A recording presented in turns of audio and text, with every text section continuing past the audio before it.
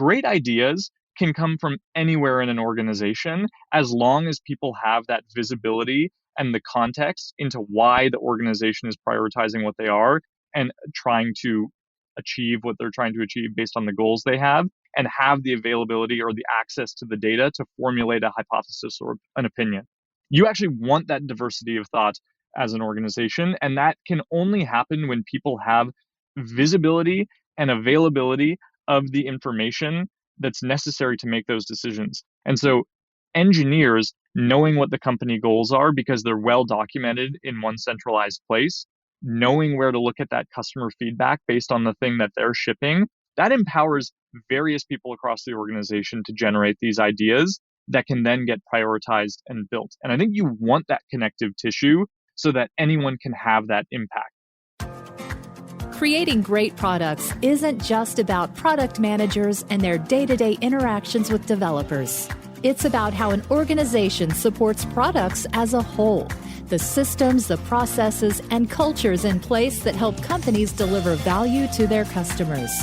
With the help of some boundary-pushing guests and inspiration from your most pressing product questions, we'll dive into this system from every angle and help you think like a great product leader.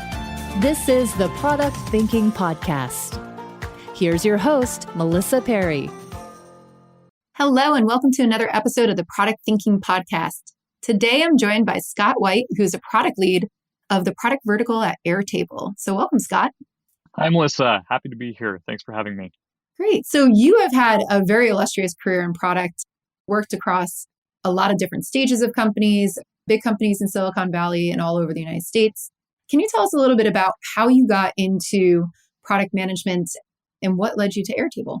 Yeah, absolutely. So I've been working in and around product management for about a decade now. And like a lot of folks of my vintage, there wasn't really a clear path for product management when I started out. There weren't really as many associate product manager programs or things like that, except at the really big companies. And so I started at a role at Dropbox, actually working on a whole bunch of things. I worked on sales, I worked on marketing, I worked on corporate development, kind of like the era of the Swiss Army knife business person inside of startups. And it was awesome because I got kind of visibility across a lot of different teams in the organization and how they solve problems and how they roll into the larger company strategy. And like a lot of product folks, I sort of fell into the role through a manager who went to a different company called Wealthfront, which is a consumer fintech business. And I got hired as a product manager there, initially thinking about their marketing strategy, acquisition strategy, and sort of paid marketing management. And then over time, I transitioned more into a core product manager role, managing a lot of their new vertical business lines and new product offerings that they would put out on top of their platform. And then from there, I went back to the kind of growth side at Instacart in more kind of retail consumer marketplace type environment. And then after that experience, I started a company actually in the low code, no code DevOps space. And then the founding team of that company, we were acquired by Airtable last year. And now we're really focused on delivering the vision of no code, low code within the broader context of democratizing software development, not just making it easier to test software, but really making it easier for anyone to build software for business applications in the context of what they're doing for work. Great. And I guess that's how you led into doing this product vertical at Airtable, right? Because now you've created a way for people to have different tools to do product management, a lot of flexibility, I've noticed. I've always been a really big fan of Airtable because I find that my process doesn't fit neatly into any other framework that's quite out there. So I try to create my own. But how'd you get the idea to start all of these tools within Airtable? Like, why enter the product management space? And what does your product do now? Yeah, absolutely. So I think that what we've seen, and Airtable is a very flexible platform, right? It started out as something that we often described ourselves as kind of a Lego kit where you can adopt any kind of primitive, like a view, a timeline, or a calendar, and visualize specific data in any ways that you want to without being super opinionated about precisely how you do that, leaving that kind of up to you. But over time, what we saw is a lot of our most successful implementations and our happiest customers adopted us for specific use cases And so we kind of developed this hypothesis by seeing it in the market and seeing how we were successful in terms of a sales perspective and an adoption perspective. And so we went out and we talked to those teams. And one of the big areas that people are really trying to solve on Airtable is this concept of product operations, because right now, so much of this historically has happened across a mishmash of tools. Engineers might work in something like Jira, where marketers might work in something like Marketo, salespeople are working in Salesforce, and product managers are sort of responsible for pulling all of this data and all of these signals into a cohesive strategy and then figuring out what they need to do and then orchestrating the process of doing it. And if you do that across all of these different tools, it's immensely challenging because oftentimes product managers won't even have access to those things. And so at Airtable, people get a lot of value in pulling all of this data into one kind of source of truth where they have a lot of flexibility about how they can manipulate it per the process that they want to set up in their organization and how they feel like they want to manage their product development lifecycle while still being able to work with all of these other tools across all of these other systems. So if engineers want to, they can still work in Jira, but the most recent status related to those things can get piped into Airtable and then visualized at a level of abstraction above Jira. So it's really that flexibility that has enabled teams to adapt the tool to their process while also plugging into all of the other tools that they're already using as an organization. Great. That sounds awesome. I mean, one of the big things that I used to do when we worked for Insight Venture Partners was try to find something like a Tableau or whatever to like pipe all the data into. So it sounds like Airtable is actually taking the place of something like that you can directly put your Jira data or other data into that and then create your views off of it. Is that true? Yeah, we think about applications as kind of a few different layers. There's sort of a data layer to applications, which is what's the stuff that you're actually interacting with within an app. So if you're in something like Greenhouse, it's the candidate and all of their attributes of their profile, all of that data layer. And then on top of that, there's sort of a logic layer that exists, which is if this happens, then this happens. And then on top of that, there's sort of an interface layer, which is how do I interact with this data? How do I visualize this data? And at Airtable, we're trying to solve on sort of each of those layers of abstraction with different functionality. So at its core, it's a relational database. So you can pull data in from Jira, you can pull data in from Zendesk, you can pull data in by just putting it into the system itself like a spreadsheet. And then via an automation layer, you can kind of say, okay, well, if this Zendesk has been pulled in and it's tagged as a bug, let's now go and create a ticket that is tracked here and then might also, if we want to, get piped out to Jira for an engineer to track there. But we're able to visualize all of that in one place and kind of see those connections in one place. And then if you want to, you can then go one layer above that in terms of the UI layer and say, well, let's visualize this all in a Kanban, or let's visualize this all over a timeline view so that we know how we're sort of burning these bugs down over time. And so we allow you that flexibility to pipe the data in that you want and kind of shape it the way that you want, and then automate the process of how that data is flowing and moving around on the logic layer, and then visualize it however you want for the process that fits you the best. I love that. I'm definitely going to go play with this right after this call to see how I can plug all my things in there. So we were talking a lot about, and you mentioned product operations, right? Being a huge part of this, the importance of it, especially in scaling companies, and Airtable and what you're building for it has a key role there. How does Airtable use the data that you have that you can actually use yourself in your product operations teams and across your product teams? Like, what does your product operations look like? Yeah. If you think about product development generally before thinking about product operations, it's sort of a life cycle. So you have a company strategy and something that you're trying to do, and then you have access to all of this data about your customers and your market and kind of what's happening in terms of the usage and adoption of the products that you're selling. And at the same time, you have all of this qualitative data that's coming from customer interviews, it's coming from user research experiences.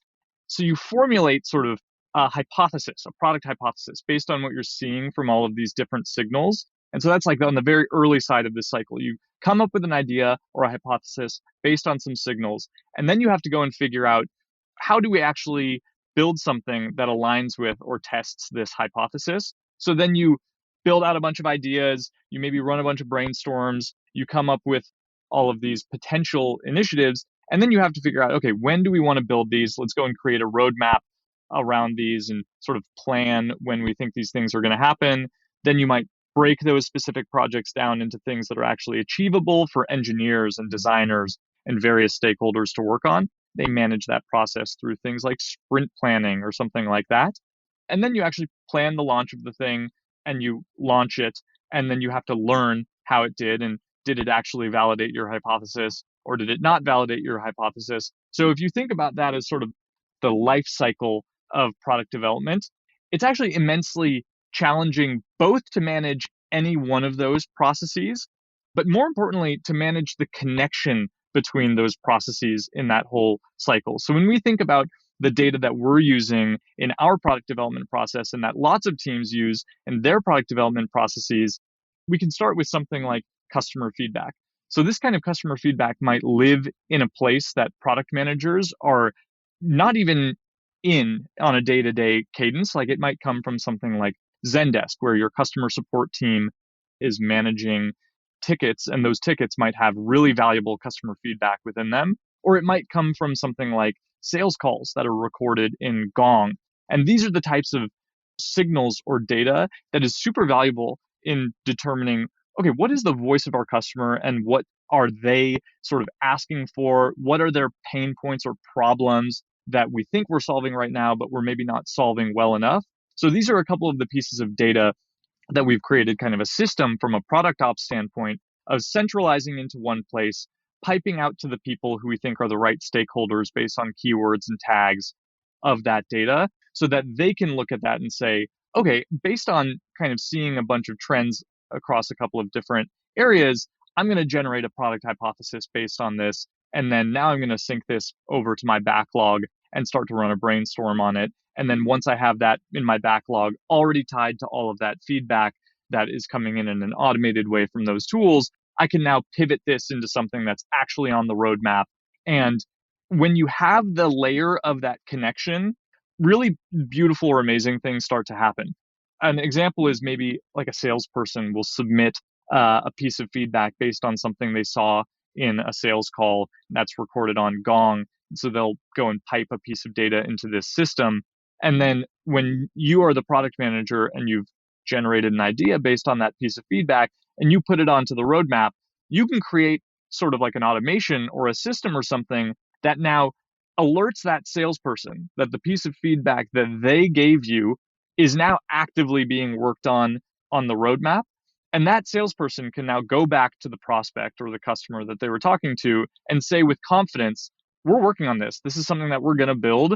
And that develops kind of a better relationship with that prospect or that customer. So it goes to show that not only is having this data valuable for one individual in the organization, like a product manager who might be making decisions based off of it from a product perspective, but the availability and the visibility of that data is actually very empowering to other teams who use that data as a source of truth to power their workflows, whether it's a salesperson talking to a customer or a marketer who needs to plan their launch. And so I think that things like feedback, things like insights around analytics, those are a couple of the areas that we think are super valuable to generate product hypotheses. But then once you turn those into items like ideas, roadmap items, or sprint tasks, they can then power all these other kind of orthogonal or related workflows from all of these different team members. And that's kind of the power of having that data exist in the first place, having the flexibility to pivot that data into something else, and then having the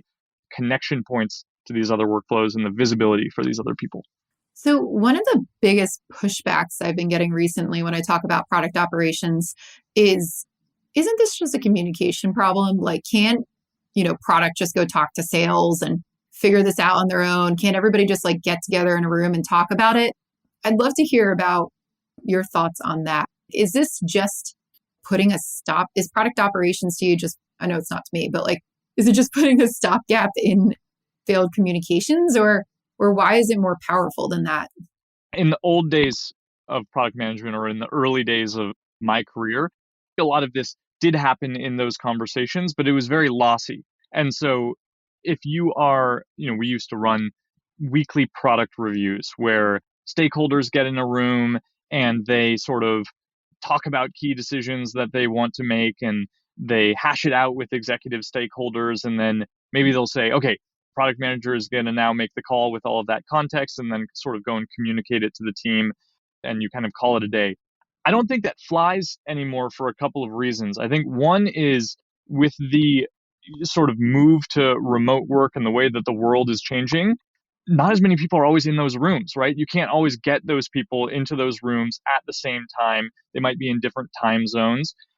And so there's one thing, which is from a pragmatic standpoint, it's almost not realistic to have that model anymore. And I think the second thing is, not even from a pragmatic standpoint, you don't want that model, because great ideas can come from anywhere in an organization as long as people have that visibility and the context into why the organization is prioritizing what they are and trying to achieve what they're trying to achieve based on the goals they have the availability or the access to the data to formulate a hypothesis or an opinion.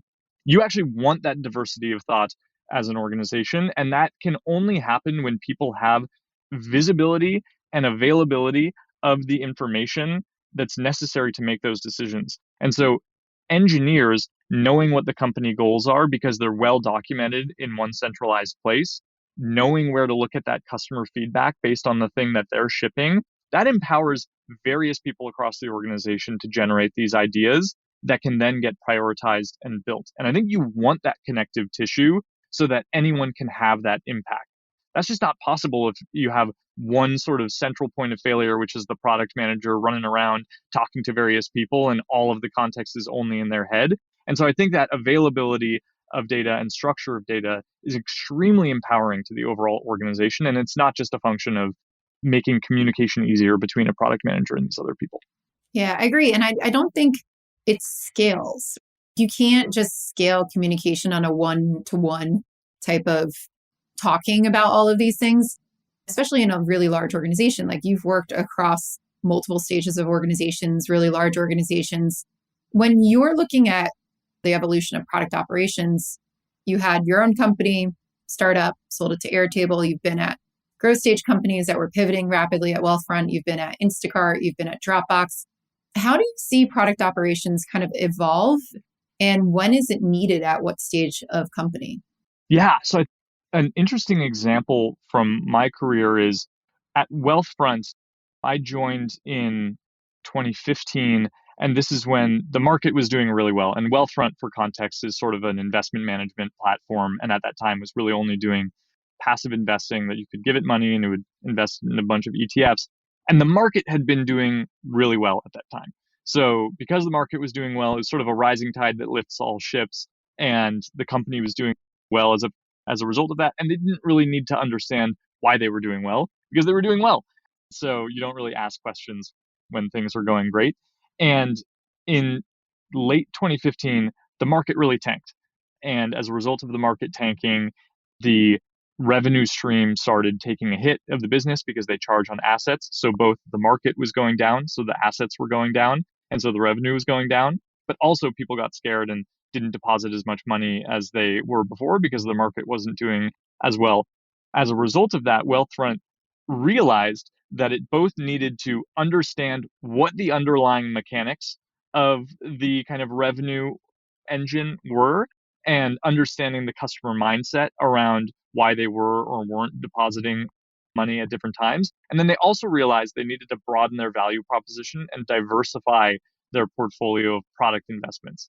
It highlights two really natural points where you need to get rigorous about understanding your process. One is when you need to improve your product desperately in a way that you need to move really quickly as an organization to make high quality decisions because things are not going well, or you need to pivot your strategy. That's kind of one. And number two is when you're drastically increasing the complexity of the business that you're in, or you're adding new business lines, entering new markets, or entering new verticals. Because if you're just doing one thing and kind of optimizing a system, that's a whole lot less complex than managing multiple product lines and the connections that exist between those product lines, because they might be serving different customer segments and very different types of people are solving those different types of problems. So I think that those are two times that are very natural in an organization to really need to get serious about product development and sort of product operations, to understand things like, why are our withdrawals going up, and who is that now coming from? Like, that question doesn't matter when things are going great, but when they're not, you actually need to answer that question. And if you don't have the right analytics, if you don't have the right sources of customer feedback in place, if you don't have the right process to make decisions quickly and kind of go through a prioritization exercise as a business, then you're not going to be able to adapt and sort of pivot on the fly. Yeah, I think that's incredibly important. And we were just talking about, the transparency of being able to see that information that you need, but also see the strategy and the goals that you're going after. Did you know I have a course for product managers that you could take? It's called Product Institute. Over the past 7 years, I've been working with individuals, teams, and companies to upskill their product chops through my fully online school. We have an ever-growing list of courses to help you work through your current product dilemma. Visit productinstitute.com and learn to think like a great product manager. Use code THINKING to save $200 at checkout on our premier course, Product Management Foundations. I'm curious, how do you, either at Airtable or in your previous companies, how do you set up those views so that you can actually monitor your strategy, track the goals, track the metrics, and see where you're at? And how did that company kind of come together to evaluate, do we need to make a change, or are we going in the right path? Yeah, absolutely. It starts from two different ends of the spectrum. One is really thinking about, from a business standpoint, what is the business strategy? What are our goals, and what are our objectives and sort of key results that we're tracking against? And so let's come up with the high level things that we think are really important. And then that becomes a lens through which you can start to evaluate or think about customer problems, which might really ladder up to or index on those goals. And so the very kind of high end, high level business end of the spectrum, it's about understanding and breaking down and creating visibility around what those objectives and those goals are. And then on the very low kind of level or granular end, it's about understanding the voice of your customer and the problems that they're having, using that kind of organizational lens as an understanding or a lens through which to view those customer problems or prioritize the ones that you're trying to solve. Step one is creating some sort of framework and adopting something like objectives or key responsibilities for what the business is trying to execute against. And then from there, you can create the various levels of hierarchy necessary to actually make sure that your initiatives are laddering up to what you think is important. So once you have those objectives, those key responsibilities, you can then start to think about, okay, what are ideas or projects that we think actually key into these objectives or these key responsibilities? And that's when you can then go really low and say, what are we seeing from the data related to these objectives? So at Wealthfront, it might be something like, we need to reduce withdrawals, and that's an organizational level objective. And then you actually go and look at the data and you say, okay, where are our withdrawals coming from? Oh, they're all coming from, or a vast majority of them are coming from this specific customer segment, which might be really high net worth individuals. Then you need to generate a product hypothesis about why that's happening. Well, let's go over to the tickets and the customer feedback and user research repositories we have to say, from high net worth individuals that we have tagged as that, what are we hearing from them in these tickets on a consistent basis as the problems they're having and the reasons that they're withdrawing money?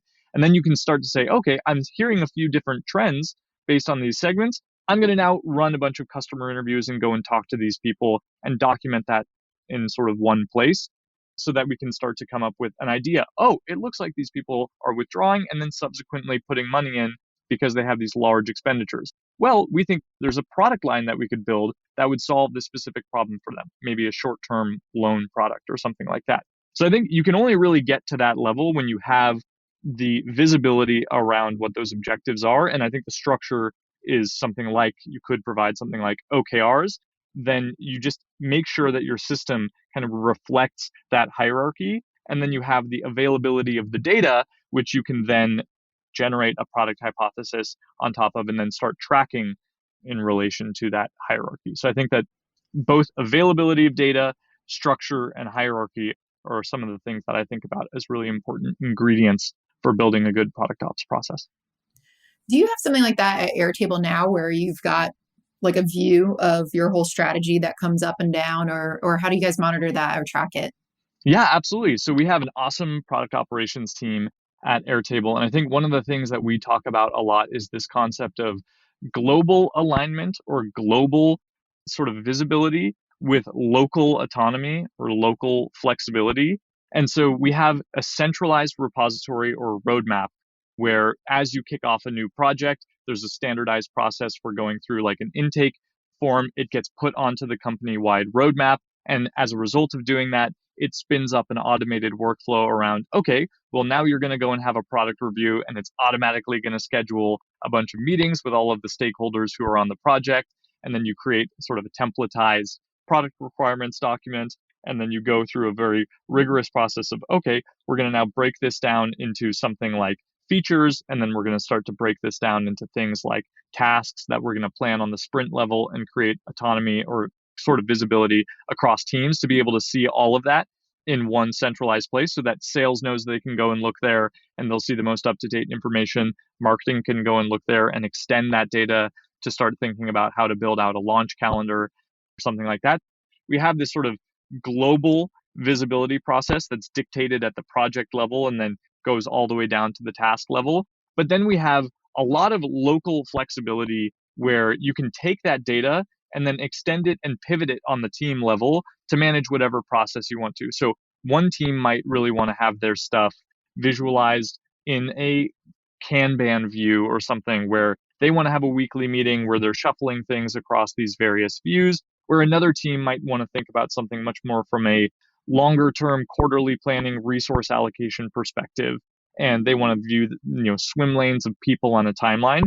And we enable people to do that on the local level because the data is all tied to these higher level kind of abstractions or constraints via these what we call linked record relationships. And this is an Airtable concept, and it's because we use our own product that we're kind of doing that. And so you can update all of that data in however you want to on the local level, but the updated status of it pipes into these higher level abstractions that other people can see. And that's really important for maintaining consistency across the organization and making sure that everyone's always looking at in one place cross functionally where they can see the most up to date information and make decisions based off of it.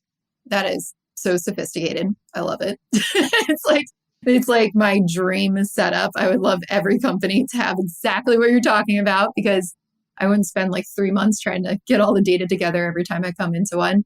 You must have seen some really drastic changes in what leadership has been able to do, how fast you've been able to set strategy, how product managers make decisions with a sophisticated setup like that compared to not. What do you observe about how product management works differently when you can have these tools right in your hands? Yeah. One is the autonomy of decision making and being able to move faster with decisions and not have things like meetings or committees making decisions become a bottleneck for the process overall. And the second thing is having a process to automatically communicate decisions and communicate changes to this roadmap to cross-functional stakeholders is something that exists in scaled organizations and is why product operations is super valuable. If you're at a big company and you don't have robust product operations, there might be people working across the organization on solving the same problem and having no idea that someone else is solving that same problem as them.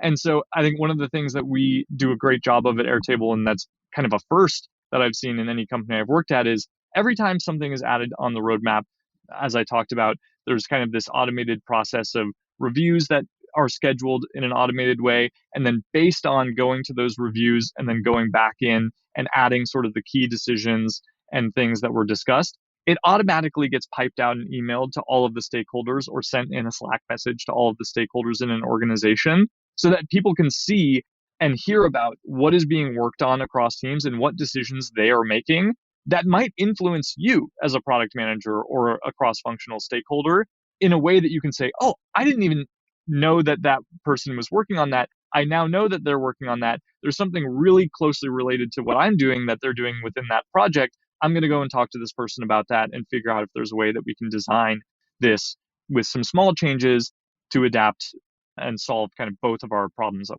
we're trying to solve. And so I think that a big part of it is by virtue of having that process, it makes that communication happen by default, where it would have to be a decision before, where you go and schedule a meeting with someone to go and tell them that you're working on something, or that person just would have to be lucky to be in the same room with you when they're making that decision or they're doing that product review. By virtue of having that process and having it automated and baked into the flow, that visibility and availability of information just becomes a default thing. And then people can use it to make better decisions or to inform their roadmaps by virtue of what other people are doing. And if you're working in silos and you don't have that standardized process, you're never going to get to that level of visibility.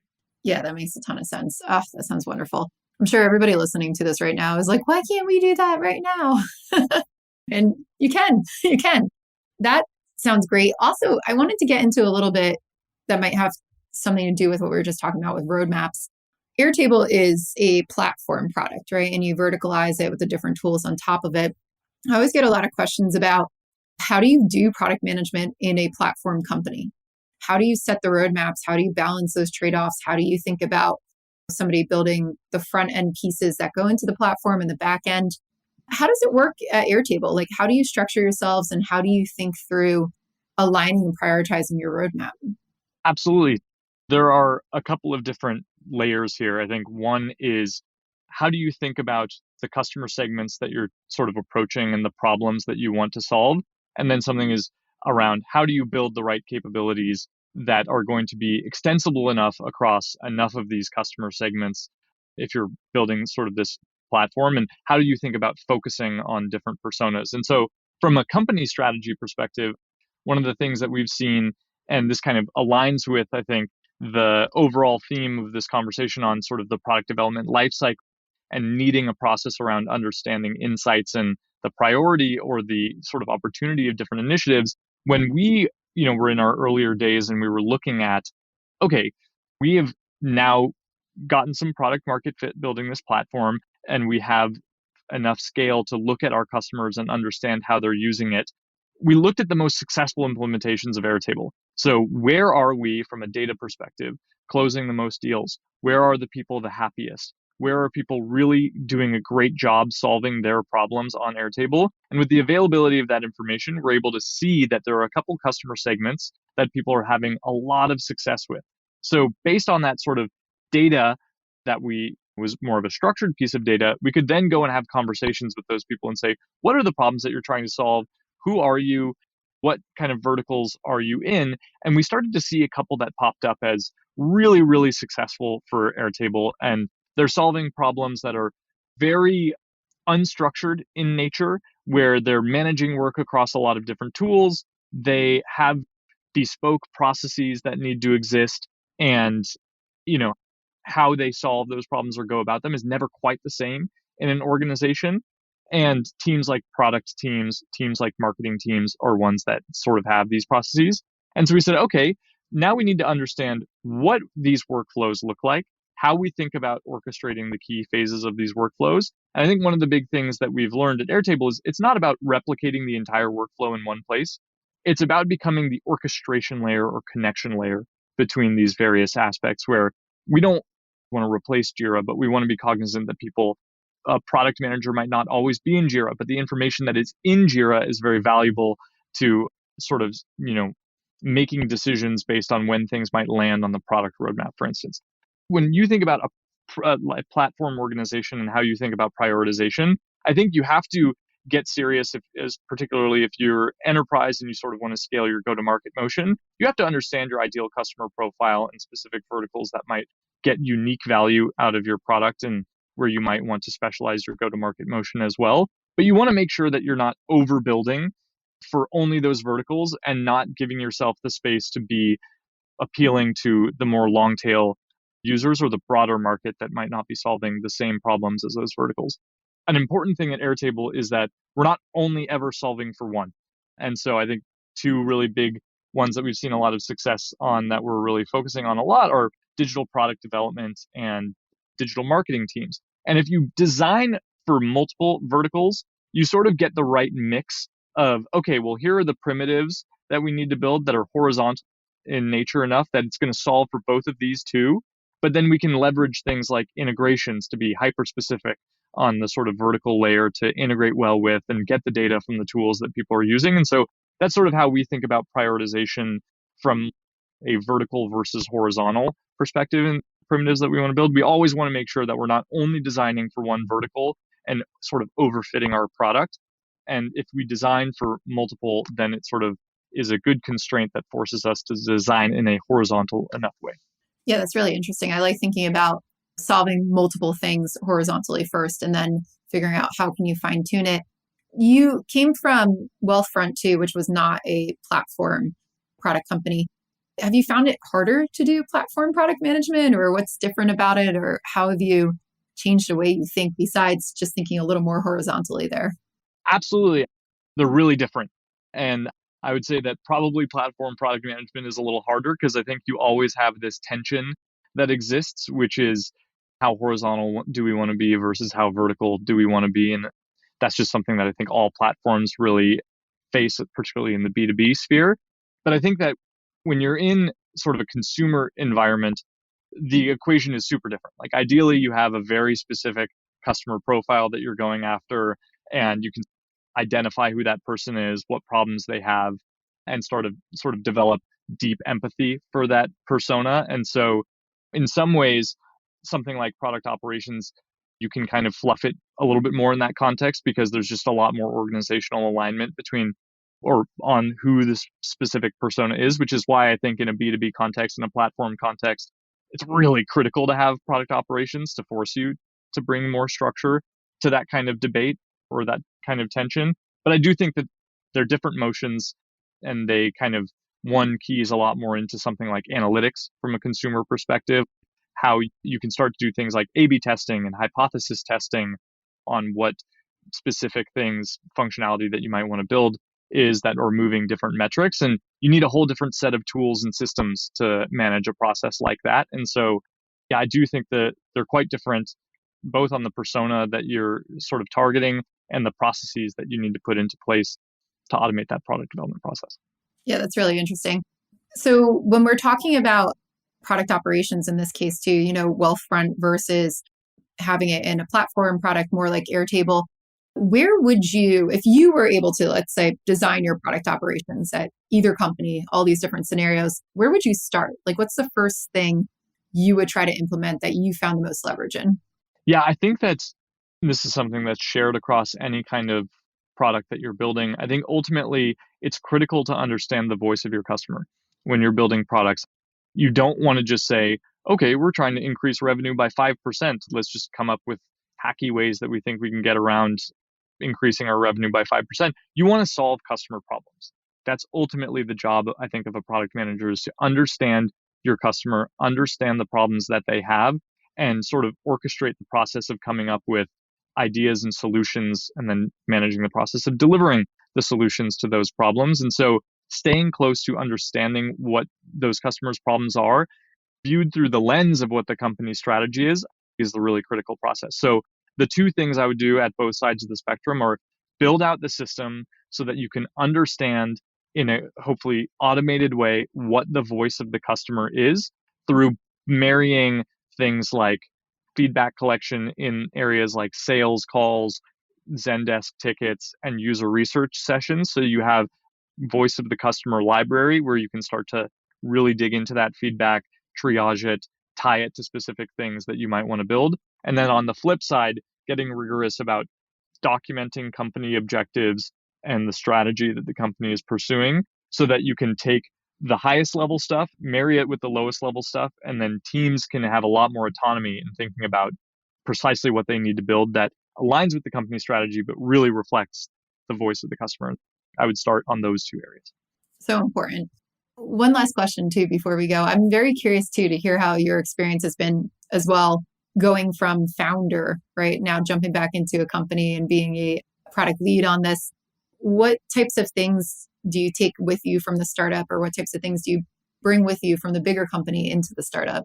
A lot of it comes again down to the voice of the customer. I think when you're in a startup context and you're starting something from scratch, feedback loops are the most important thing that you can get to sort of validate your hypothesis and figure out what you think you need to continue building or prioritizing. And when you have no customers, there is no feedback. And so as you start to acquire customers, like staying close to those people and understanding their problems is the lifeblood of any early stage startup, like absolutely critical. And every founder, either B2B or B2C, should know by name their first 100 customers and have talked to those people, ideally on some sort of recurring cadence. And so I think taking a lot of that mindset of customer first thinking and marrying it or thinking about it in the larger company context, both in terms of creating processes to automate at scale the collection of that customer voice, but then nothing replaces